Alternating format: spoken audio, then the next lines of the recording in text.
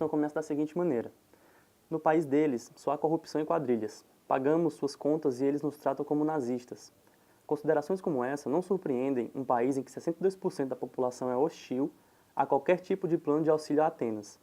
Desde a eclosão da crise grega, no fim de 2009, a imagem clichê de uma Europa preguiçosa que, entre aspas, mama nas tetas germânicas, propagou-se em todos os setores da sociedade, das elites dirigentes aos balcões de jornais, com manchetes suculentas como defraudadores do Peloponeso, Euro Moussaka e aposentadoria de luxo dos gregos. O jornal Bild Zeitung, do grupo Axel Spring, forneceu aos leitores, estimados em 10 milhões de pessoas, ou seja, quase um alemão a cada 5 com idade para ler, uma interpretação cômoda da crise, à base de clichês que não contrariam muito os interesses dos bancos e de milhares de empresas. A questão pede interpretação de texto. A alternativa A é a seguinte. Diz que a imprensa se posiciona de forma imparcial em meio à apresentação da crise grega, tentando de forma diplomática apaziguar as seções dos países da zona do euro, o que não ocorre, porque a imprensa atua muito de forma parcial, como é possível interpretar de acordo com o texto. A alternativa B diz que ela se posiciona de maneira a limitar-se a pequenas manchetes que estimulem novos programas de recuperação financeira, o que também não condiz com a verdade, como é abordado no texto. A alternativa C fala da forma unilateral apoiando a Grécia. No caso, a imprensa acaba denegrindo a imagem da Grécia, como também é possível depreender de acordo com o texto. A alternativa D fala de forma política, pendendo para os germânicos e culpando os gregos por suas atitudes avessas ao trabalho. No caso, o texto fala de uma culpabilidade dos europeus, não dos gregos especificamente, o que invalida a alternativa D. Obviamente, a alternativa correta é a alternativa E, que fala de forma parcial a atuação da imprensa, através de manchetes que se harmonizam com os interesses de banqueiros e empresas, como é possível perceber no texto quando ele fala uma interpretação cômoda da crise, à base de clichês, que não contrariam muito os interesses dos bancos e de milhares de empresas. Portanto, a alternativa correta, a alternativa E. A questão 6 começa com uma charge e tem o seguinte texto. A PF, Polícia Federal, interceptou mais de 400 ligações entre Demóstenes e Cachoeira. Nem tudo o que se diz se faz, justificou o senador, citando um samba de Ismael Silva na esperança de escapar da cassação. Relacionando a charge e a frase apresentadas acima, a questão pede para assinalar o que é coerente dizer sobre a prática da ética na política, um tema bem atual. A alternativa A fala o seguinte: há um distanciamento entre o homem público e os interesses privados, o que não se configura como verdade, já que essa questão do público e do privado é muito intrínseco um ao outro, principalmente no Brasil. A alternativa B fala em sinergia entre o homem público e os interesses democráticos, o que efetivamente também não ocorre como verdade, já que o homem público, apesar de ter uma certa relação com os interesses democráticos, ele acaba pendendo para um lado mais antidemocrático. A alternativa D fala de uma harmonia entre o homem cordial e o exercício ético na política, o que também é meio dúbio. Assim como a alternativa E, que fala em uma diferença entre o saber teórico e o exercício da moral, o que invalida a alternativa C, que fala de um desacordo entre os valores éticos e o exercício político democrático, o que a gente podemos observar no cenário atual político brasileiro. Não só brasileiro, mas como mundial, mas no brasileiro muito mais forte. Portanto, a alternativa correta é a alternativa C. A questão 10 começa com a imagem do jornal da Folha de São Paulo de junho de 64. A manchete é a seguinte: Castelo Branco caça 37 políticos e pode ampliar a lista ainda hoje. A questão pede o seguinte: o fragmento do jornal trata de um período da nossa história no qual observamos, obviamente, falando de Castelo Branco, o período da ditadura. A alternativa A é a seguinte: a ampliação das garantias e liberdades individuais, que efetivamente não ocorreu no período da ditadura. A alternativa B fala no desenvolvimento do Estado Democrático de Direito, o que também efetivamente foi exatamente o contrário, houve um recrudescimento desse Estado Democrático de Direito. A alternativa C fala na proteção da sociedade contra políticos subversivos, o que também não configura-se como verdade, haja visto naquele período os políticos subversivos não eram só os que eram caçados, haviam também a cassação, não a cassação, mas a perseguição a músicos, a qualquer um que fosse contra o regime. A alternativa E fala no fortalecimento das práticas parlamentares, o que, de acordo com a imagem e com os conhecimentos que temos daquele período, configura-se ao contrário. Não havia um fortalecimento das práticas parlamentares, e sim um enfraquecimento dessas práticas. Portanto, a alternativa correta, a alternativa D, que fala da restrição dos direitos civis e políticos. Portanto, alternativa correta é a alternativa D. A questão 11 fala da seguinte maneira. Prestes afirmava, a terra para os camponeses, as fábricas para os operários. Viva o governo dos conselhos de operários e camponeses, soldados e marinheiros. Viva o Partido Comunista. Viva a Revolução Proletária. Assim, para Prestes, em 1931, havia uma situação revolucionária. Havia condições, consequentemente, para passar de revolução burguesa à revolução proletária e para instaurar no poder os conselhos de operários e camponeses, soldados e marinheiros. Na realidade, não havia condições para isso. Isso, um trecho do livro do Nelson Werneck Sodré. A questão pede o seguinte, nessa conjuntura surgiu a Aliança Nacional Libertadora, que tinha como interesse. Então vai falar dos interesses da Aliança Nacional Libertadora. A alternativa B é a seguinte, emancipar a nação brasileira da opressão comunista. Isso já configura um erro porque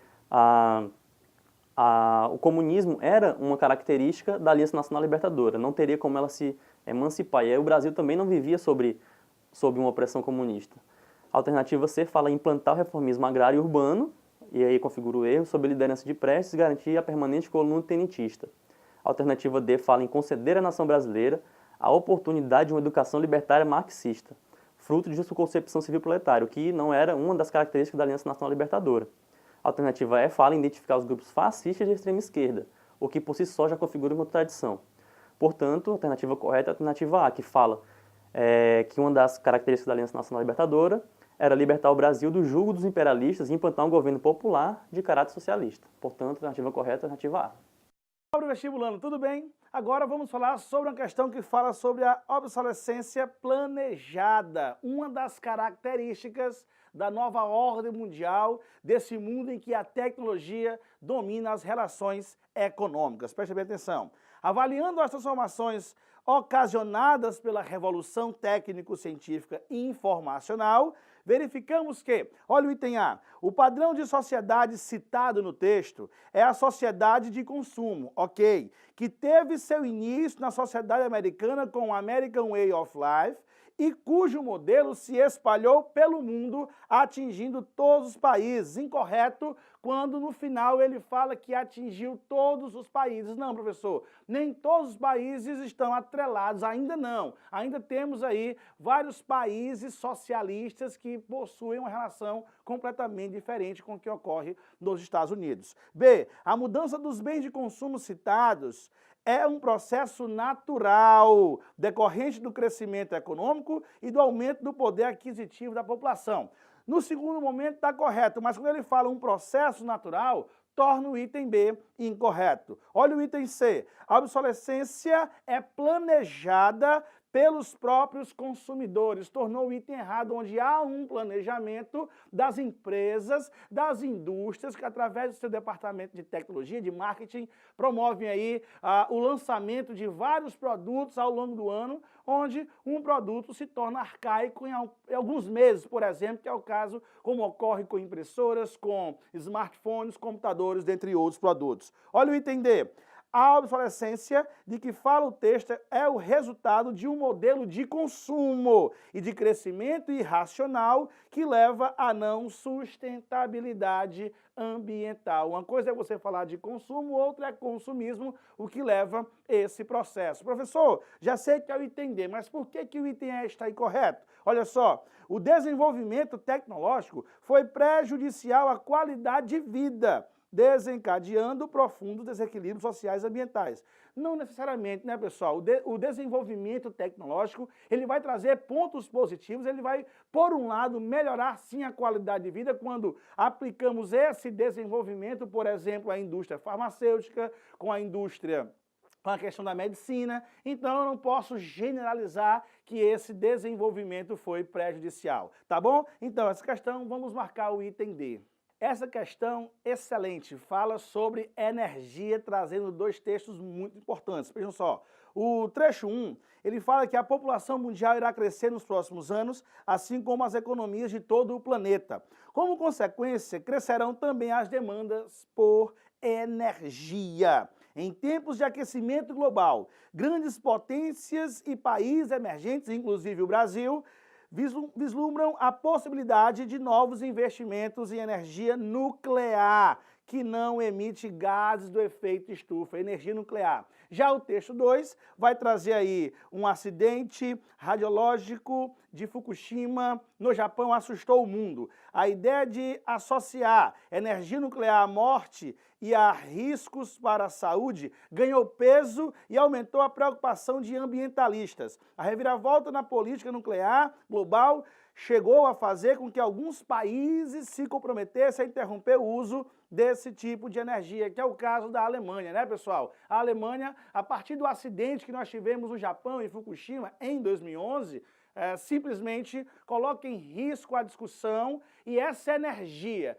que é uma energia extremamente segura, de alta tecnologia, surge aí, promove aí a nível mundial uma discussão que inclusive o Brasil por deter grandes reservas de urânio, tanto no estado do Ceará como no estado da Bahia, além de ter tecnologia para o enriquecimento desse produto e assim, a partir daí, gerar essa energia, proporciona aí elevadíssimos investimentos para que num futuro, médio e longo prazo, o Brasil possa ser, assim como grandes potências, referência na energia nuclear. Mas aí o que a questão pede, professor? Olha só, a partir da leitura dos trechos anteriores, podemos afirmar que a energia nuclear, olha o item A, o que é que eles nos diz? É uma fonte de energia totalmente segura e barata. Barata não é. Esse totalmente segura, ela gera uma discussão, mas quando ele afirma totalmente, torna o item A também novamente incorreto. Olha o item B, é limpa, beleza, pois não emite na atmosfera gases de efeito estufa. Correto, pessoal, que é uma das grandes dúvidas dos alunos em sala. Professor, a energia nuclear, ela é limpa? É, e o que é energia limpa? É a energia que, ao ser gerada, não emite gases do efeito estufa. No caso da energia nuclear, quando ela é gerada, ela não vai emitir esses gases. O grande problema é o pós-geração. São os resíduos deixados, resíduos radioativos deixados, tornando-se, aí sim, um grande problema ambiental. Beleza?